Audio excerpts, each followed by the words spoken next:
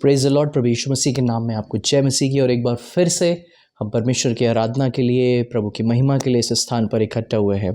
प्रियो, अक्सर इन दिनों अगर हम देखें, चाहे कलीसिया हो, चाहे आपके आसपास का माहौल हो, चाहे आपके घर का माहौल हो, आप सब एक चीज़ को लेकर चिंतित हैं, वो है बच्चे। जी हाँ, आपके हमारे बच्चे। अक्सर हम देख रहे हैं इन दिनों के बच्चों का जो बिहेवियर है, बच्चों का जो बोलना है, बच्चों का जो आजकल कल्चर हो गया है, वो बहुत फ़र्क हो गया है। और अक्सर जब हम बात करते थे हमारे टाइम में, हम कहते थे कि ये जनरेशन गैप है, ये पीढ़ियों का एक गैप है। लेकिन क्या आप और मैं इस पीढ़ी के गैप से होकर नहीं निकले? लेकिन फिर भी हमारे अंदर माता पिता की रेस्पेक्ट, वो फैमिली की वैल्यू और अपने आप को संभालने की वो कुव्वत परमेश्वर ने अपने वचन के द्वारा हमें दी। और ये सब चीज़ें क्यों इन दिनों आज आप और हम देख रहे हैं, उसके पीछे 3 महत्वपूर्ण वजह हैं जिनके ऊपर आज हम चर्चा करेंगे, हम बातचीत करेंगे। और मैं विश्वास करता हूँ कि ये चर्चा यहीं ख़त्म नहीं होगी, लेकिन हम इसको और आगे तक लेके जाएंगे। 3 इम्पॉर्टेंट चीज़ जो माता पिता को अपने बच्चों के जीवन के लिए परमेश्वर से मांगनी है। पहली इम्पॉर्टेंट बात या पहली चीज़ जो माता पिता को अपने बच्चों के लिए मांगनी है, वो ये है कि प्रभु तू मेरे बच्चों के जीवनों में फल दे, फ्रूट इन माय चाइल्ड।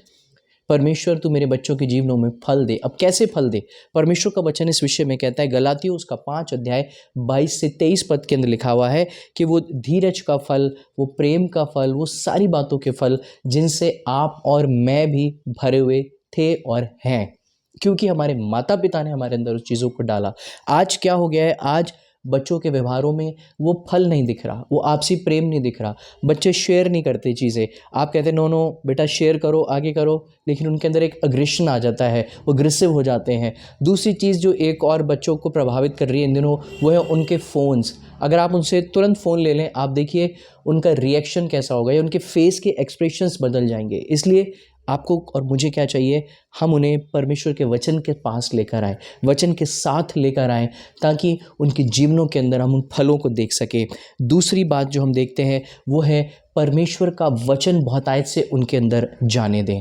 परमेश्वर का वचन ये जो आपको और मुझे संभालता है। ये कहाँ लिखा है? भजन संहिता 119 और उसके 11 के अंदर में यहाँ लिखा है, मैं आपके सामने इस पद को पढ़ूंगा कि मैंने तेरे वचन को अपने हृदय में रख छोड़ा है कि तेरे विरुद्ध पाप न करूं। जब वचन हमारे बच्चों के जीवन के अंदर होगा तो वाकई में जब वो कभी दाएं या बाएं मुड़ेंगे तो पीछे से इस धीमी और मीठी आवाज़ को सुनेंगे कि मार्ग यही है, इसी पर चलो। आज बच्चों के जीवन में वचन नहीं, कारण ये है कि खुद माता पिता के जीवन के अंदर आज वचन नहीं है। मैं अक्सर इस बात को कहता हूँ कि जब हम वचन पढ़ेंगे, जैसा आप करेंगे वैसा ही बच्चे करेंगे। अगर आप वचन पढ़ते हैं तो आप उस वचन को पढ़ते हुए देखेंगे बच्चों को। अगर आप प्रार्थना कर रहे हैं तो बच्चे आपको देखेंगे, आप प्रार्थना कर रहे हैं, वो भी वही चीज़ सीखेंगे। इसलिए प्रार्थना करें कि प्रभु वो वचन उनके हृदय में बैठ जाए जो उनको संसार और सांसारिक बातों से, उनके बिहेवियर में, चीज़ों में उनको संभाले रहे और वो प्रभु की अगुवाई में चलते चले। तीसरी और अंतिम बात, प्रभु मेरे बच्चों को तू सिखा अपनी आत्मा के द्वारा।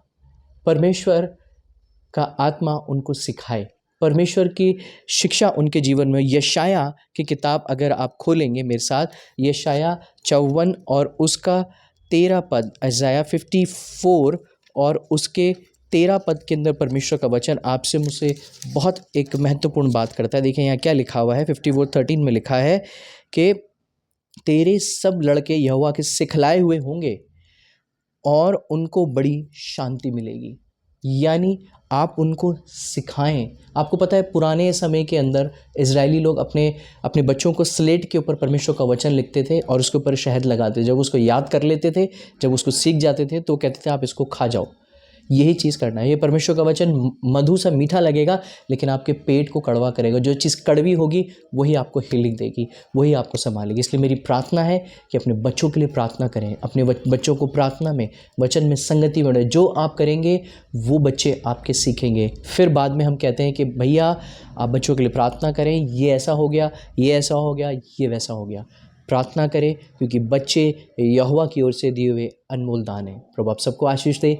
मे God bless you all. Thank you.